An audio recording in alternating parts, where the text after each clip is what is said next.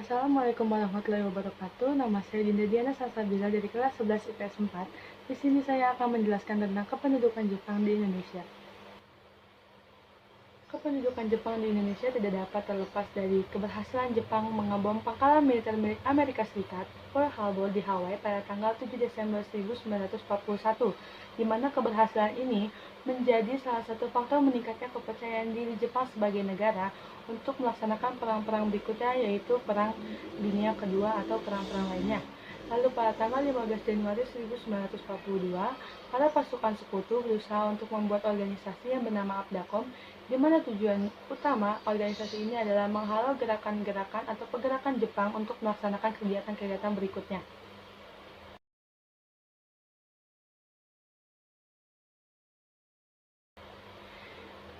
Jepang pertama kali mendarat di Indonesia pada bulan Januari 1942 di Pulau Tarakan, yaitu di Kalimantan.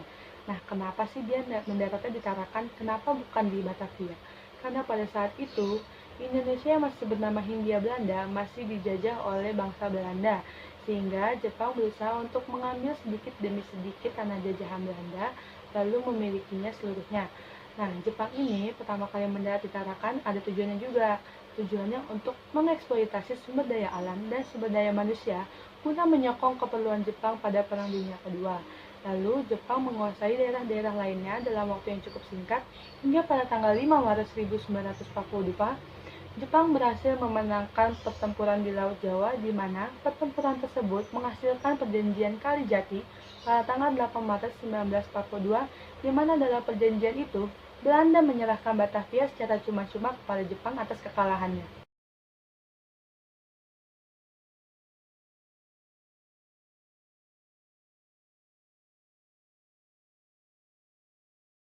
Kedatangan Jepang di Indonesia disambut dengan baik oleh masyarakat Indonesia dengan cara mendekati petinggi-petinggi politik dan juga melakukan propaganda.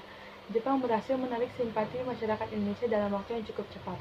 Jepang mengaku sebagai saudara tua dari Indonesia. Hal ini menumbuhkan sikap percaya bahwa masyarakat Indonesia nantinya akan dibantu oleh Jepang untuk bangkit dari keterpurukan selama 3,5 abad dijajah oleh Belanda. Jepang juga melakukan propaganda-propaganda lainnya, antara lain mengaku bahwa produk Jepang lebih murah dan lebih baik untuk digunakan, dan juga propaganda organisasi-organisasi lainnya. Dalam kependudukan Jepang, Jepang membagi pemerintahan militer menjadi tiga. Yang pertama, pemerintahan militer Angkatan Darat ke-25 yang bertanggung jawab atas Pulau Sumatera yang berpusat pada di Bukit Tinggi. Yang kedua adalah pemerintahan militer Angkatan Darat ke-16 yang bertugas menjaga Jawa dan daerah Jakarta atau Batavia. Lalu, pemerintahan militer Angkatan Laut kedua di mana bertanggung jawab atas daerah Sulawesi, Kalimantan, dan Maluku.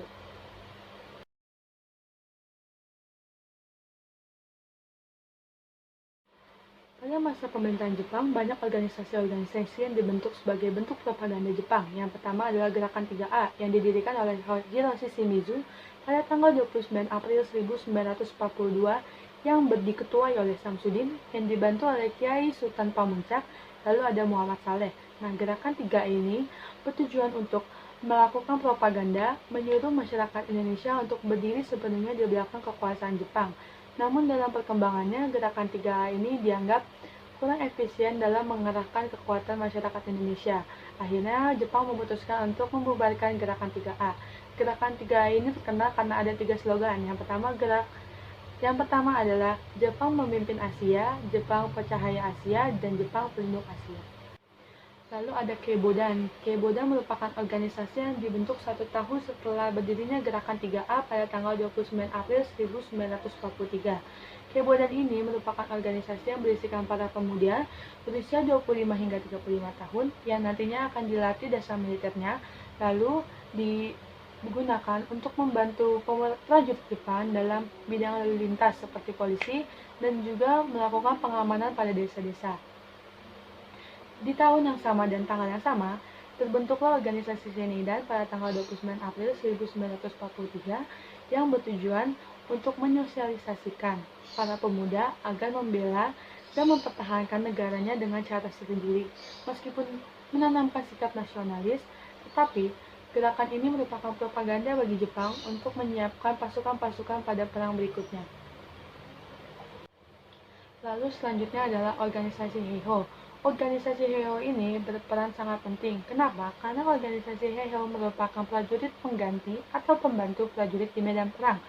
Gerakan Heiho ini berisikan pria berusia 15 tahun ke atas yang memiliki pendidikan minimal sekolah dasar yang nantinya akan dididik secara militer seperti menembak atau kegiatan militer lainnya, lalu kemudian nanti dikirim ke medan perang untuk membantu para prajurit di sana. Meskipun membantu para prajurit di medan perang, anggota Heiho ini tidak dapat mendapatkan gelar perwira karena gelar perwira hanya dapat didapatkan oleh masyarakat Jepang yang menjadi prajurit, bukan pribumi. Lalu ada gerakan organisasi Fujinkai. Gerakan organisasi Fujinkai merupakan gerakan organisasi semi militer yang berisikan wanita berusia 15 tahun ke atas. Nah, Fujinkai ini bertujuan untuk menyejahterakan kesehatan dan pendidikan masyarakat melalui penyuluhan dan kursus-kursus tertentu. Namun pada saat-saat penting, organisasi Fujinkai yang sudah dilatih dasar militernya ini berguna untuk membantu para prajurit di medan perang. Hingga pada tahun 1944, gerakan Fujinkai membuat organisasi pasukan atau pasukan perang yang bernama Pasukan Shikandi. Lalu selanjutnya ada Putra atau Pusat Tenaga Rakyat. Pusat Tenaga Rakyat didirikan pada tanggal 9 Maret 1943 yang diketuai oleh 4 serangkai. 4 serangkai itu siapa sih? 4 serangkai adalah Insinyur Soekarno, Muhammad Hatta, Ki Hajar Dewantara, dan Kiai Haji Mas Mansur. Nah, putra ini bertujuan untuk memobilisasi, membantu Jepang mengerahkan seluruh masyarakat Indonesia untuk membantu Jepang dalam perang Asia Timur Raya. Meskipun begitu, gerakan putra ini dianggap kurang efisien, sehingga gerakan 3 ini diganti oleh organisasi yang lebih berat atau yang disebut dengan Jawa Hokokai. Jawa Hokokai ini dibentuk pada tanggal 8 Januari 1944, di mana gerakan Jawa Hokokai ini bertindak lebih keras, di mana seluruh masyarakat Indonesia yang tergabung di dalamnya harus menyerahkan hidup dan matinya, harta dan bendanya, serta jiwa dan raganya untuk Jepang. Meskipun begitu, gerakan Jawa Hokai ini terdiri dari orang-orang yang berusia 14 tahun ke atas.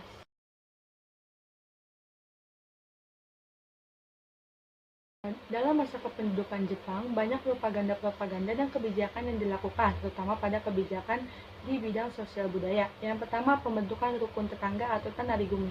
Tanarigumi ini bertujuan untuk menggalang kekuatan masyarakat dengan cara yang lebih mudah dan membentuknya sebagai kelompok-kelompok yang bernama rukun tetangga untuk mempermudah pengawasan Jepang kepada masyarakat Indonesia. Yang kedua adalah gerakan Romusa. Gerakan Romusa merupakan kegiatan kerja paksa yang dilakukan oleh Jepang yang terdiri atas orang-orang berusia 16 tahun ke atas. Nah, gerakan Romusa ini bertujuan untuk mengeksploitasi sumber daya manusia dan sumber daya alam di Indonesia.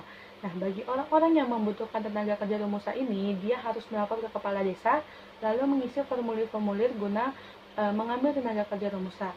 Nah, meskipun awalnya Romusa ini bersifat sukarela, namun lama-kelamaan Jepang mulai mewajibkan masyarakat untuk menjadi seorang Romusa dengan melakukan propaganda bahwa orang yang bekerja sebagai Romusa merupakan pahlawan bagi negaranya. Yang ketiga adalah gerakan Tenkosetsu. Gerakan Tenkosetsu itu apa sih? Gerakan Tenkosetsu merupakan hari kelahiran Kaisar Jepang, di mana masyarakat Indonesia juga tetap harus ikut turut merayakan kelahiran hari Kaisar besar. Nah, gerakan Tenkosetsu ini mulai dilaksanakan tahun 1942 guna merayakan ulang tahun Kaisar Hirohito. Gerakan Tenkosetsu ini dilakukan sebagai salah satu gerakan menghapus jejak pemerintahan Belanda pada tahun-tahun sebelumnya. Lalu ada penggunaan bahasa Indonesia. Jepang memperbolehkan Indonesia menggunakan bahasa resmi Indonesia sebagai bahasa yang resmi untuk negaranya. Hingga pada tanggal 20 Oktober 1943, Jepang membuat organisasi atau komisi penyempurnaan bahasa Indonesia untuk menyusun kata-kata Indonesia yang bakal digunakan untuk kehidupan sehari-hari. Lalu ada KBS atau Keimin Bunka Shidoso. Keimin Bunka Shidoso ini merupakan organisasi kebudayaan di mana bertujuan untuk menggali lebih dalam kebudayaan-kebudayaan di Asia. Namun seperti biasa, organisasi ini hanya merupakan propaganda dari Jepang untuk menarik simpati masyarakat Indonesia yang nantinya akan digunakan sebagai penyokong sumber daya manusia untuk perang berikutnya. Lalu ada sabotase media massa. Sabotase media massa ini dilakukan Jepang, terutama pada bidang penyiaran radio. Jadi, karya sastra yang diterbitkan di radio hanya boleh karya sastra yang mengandung sikap patriotisme dan mengagung-agungkan Dai Nippon.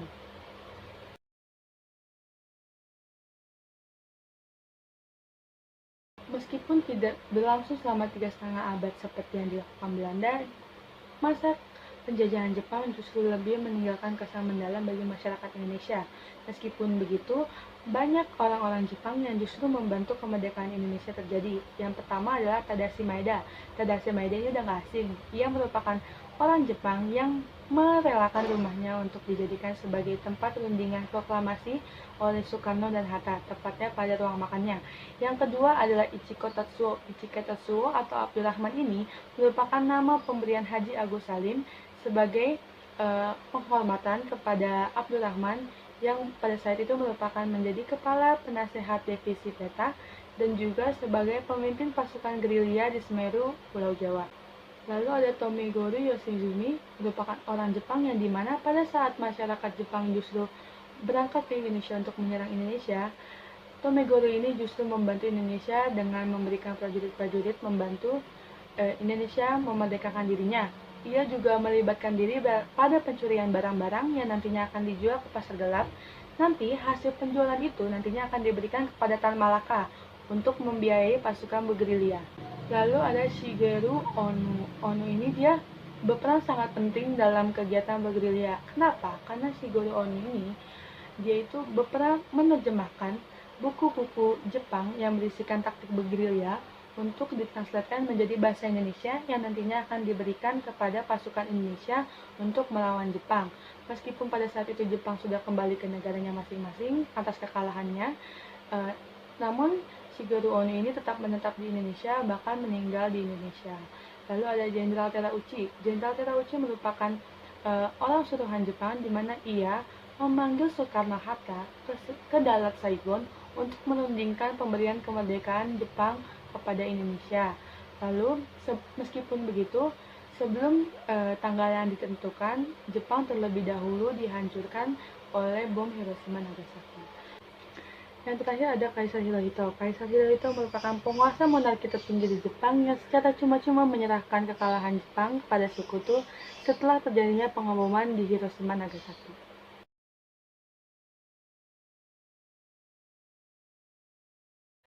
Kedatangan Jepang di Indonesia atau masa penjajahan Jepang di Indonesia menimbulkan keuntungan-keuntungan tertentu bagi Indonesia. Yang pertama adalah penggunaan bahasa Indonesia secara resmi, lalu diperbolehkannya bendera merah putih dan dinyanyikannya lagu Indonesia Raya pada tahun 1944, lalu dijadikannya Soekarno dan Hatta sebagai pemimpin Indonesia yang pada saat pemerintahan Belanda itu sama sekali tidak bisa dilakukan. Lalu ada juga organisasi-organisasi yang dibentuk Jepang mampu mengalirkan sikap nasionalisme pada pemuda-pemuda Indonesia sehingga para pemuda Indonesia memiliki sikap nasionalis untuk membela negara dan mempertahankan kemerdekaan Indonesia. Sekian penjelasan kependudukan Jepang di Indonesia dari saya. Kurang lebihnya mohon maaf. Wassalamualaikum warahmatullahi wabarakatuh.